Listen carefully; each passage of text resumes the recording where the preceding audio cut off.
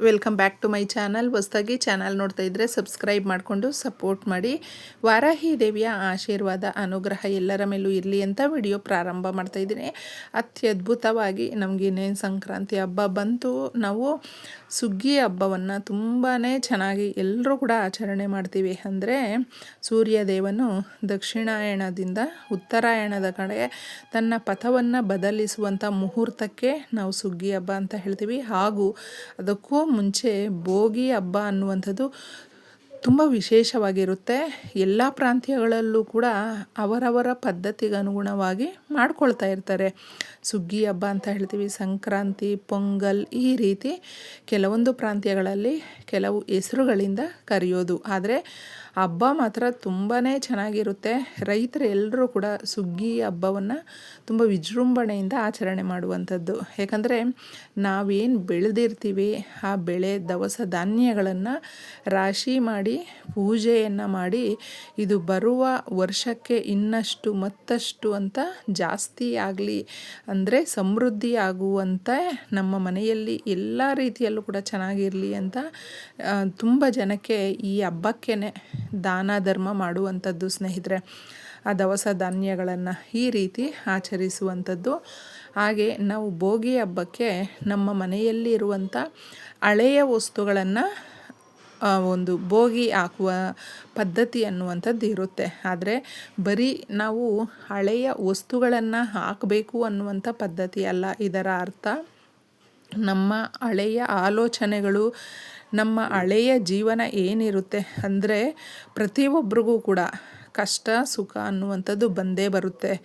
ಜಾಸ್ತಿ ನಮಗೆ ಇಂದಿನ ವರ್ಷದಲ್ಲಿ ಏನಾದರೂ ಕಷ್ಟ, ನೋವು, ದುಃಖ, ದುಮ್ಮಾನ ಇದೆಲ್ಲವೂ ಇದ್ದಾಗ ಏನೋ ಒಂದು ನಮ್ಮ ಲೈಫಲ್ಲಿ ತುಂಬಾ ಸ್ಟ್ರಗಲ್ ಮಾಡಿದ್ದೀವಿ ಅನ್ನುವಂಥವರು ಆ ಹಳೆ ಆಲೋಚನೆಗಳನ್ನು ಹಾಗೂ ಹಳೆ ಪದ್ಧತಿಗಳನ್ನು ನಾವು ಬೆಂಕಿಗೆ ಹಾಕುವಂಥದ್ದು.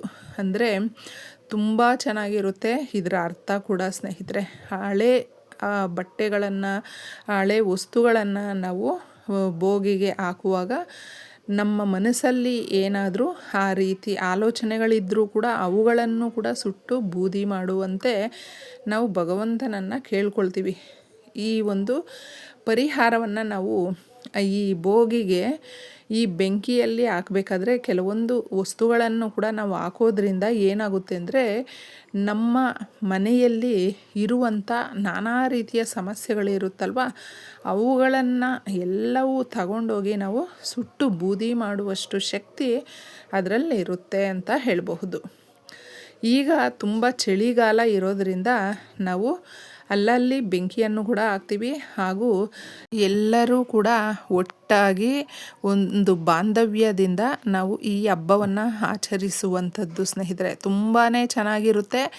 ಇದನ್ನು ಮಾಡಿಕೊಳ್ಳುವಾಗ ನೀವು ಮುಖ್ಯವಾಗಿ ಈ ವಸ್ತುಗಳನ್ನು ಹಾಕೋದ್ರಿಂದ ಏನಾಗುತ್ತೆ ಅಂದರೆ ನೀವು ಈ ವರ್ಷ ಏನು ಅಂದುಕೊಳ್ತೀರೋ ಆ ಕಾರ್ಯಗಳೆಲ್ಲವೂ ಕೂಡ ನಿರ್ವಿಘ್ನವಾಗಿ ನೆರವೇರುತ್ತೆ.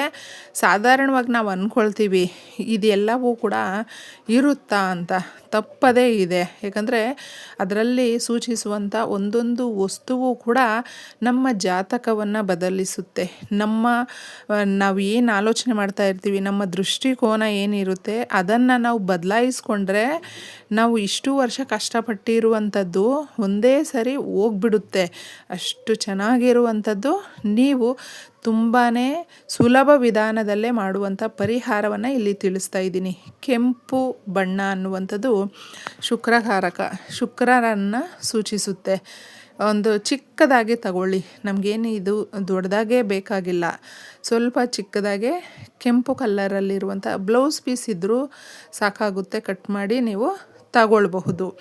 ಈ ಕೆಂಪು ಅನ್ನುವಂಥದ್ದು ನಮ್ಮ ಮನಸ್ಸಲ್ಲಿ ಯಾವುದೇ ರೀತಿಯಾದಂಥ ಆ ಭಯ ಆಲೋಚನೆಗಳು ಆ ಥರ ಇರುತ್ತಲ್ವ, ಅವುಗಳನ್ನು ಓಡಿಸುವಂಥ ಕೆಲಸ ಮಾಡುತ್ತೆ. ಅದಕ್ಕೋಸ್ಕರ ಎಳ್ಳನ್ನು ತಗೊಳ್ಳಿ.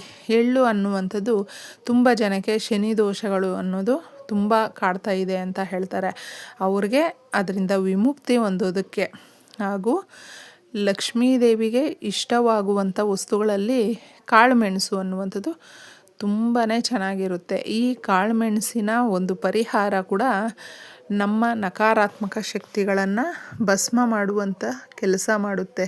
ದುಡ್ಡು ಕಾಸಿನ ಸಮಸ್ಯೆಗಳನ್ನು ಬಗೆಹರಿಸುವಂಥ ಕೆಲಸ ಕಲ್ಲುಪ್ಪು ಮಾಡುತ್ತೆ. ರಾಕ್ ಸಾಲ್ಟ್ ಮಾತ್ರ ತಗೊಳ್ಬೇಕು.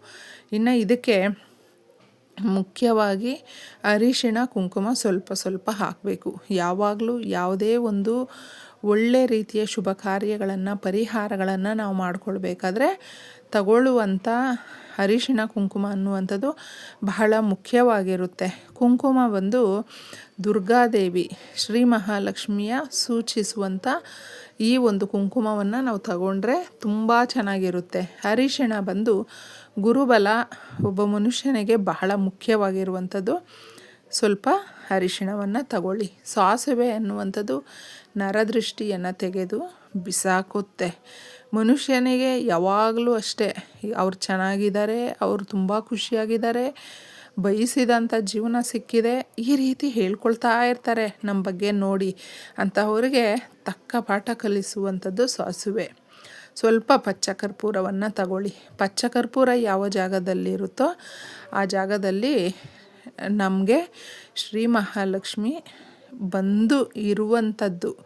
ಇದನ್ನು ನೀವು ಇಷ್ಟನ್ನು ಗಂಟು ಕಟ್ಟಿ ಒಂದು ದಿನ ಮುಂಚೆನೇ ರೆಡಿ ಮಾಡಿ ಇಟ್ಕೊಂಡು ನೀವು ದೇವ್ರ ಮನೆಯಲ್ಲೋ ಅಥವಾ ನಿಮ್ಮ ಮನೆಯ ಪವಿತ್ರ ಜಾಗದಲ್ಲಿ ಒಂದು ಕಡೆ ಇದನ್ನು ಇಡಬೇಕು.